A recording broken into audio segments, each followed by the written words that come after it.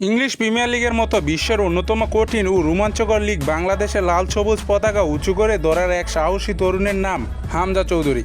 শিকড়ের টানে যে তরুণ আজ কোটি বাঙালির হৃদয় জায়গা করে নিয়েছেন। লেস্টার সিটি মিডফিল্ডের তার ক্ষিপ্ত গতি, ট্যাকেল আর বল দখলের লড়াই করা চোখ না জুড়ায়।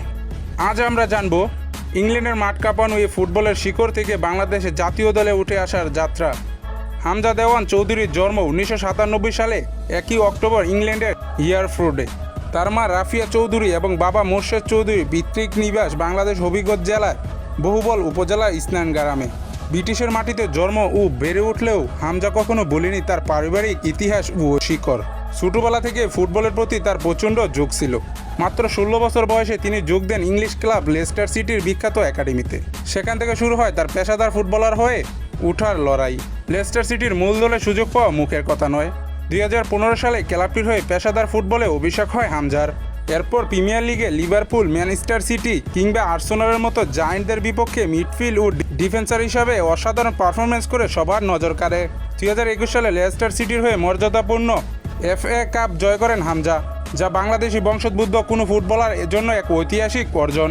এরপর ওয়াটফোর্ডের হয়েও লোনের খেলে নিজের অভিজ্ঞ ও সমৃদ্ধ করেছেন এই তারকা।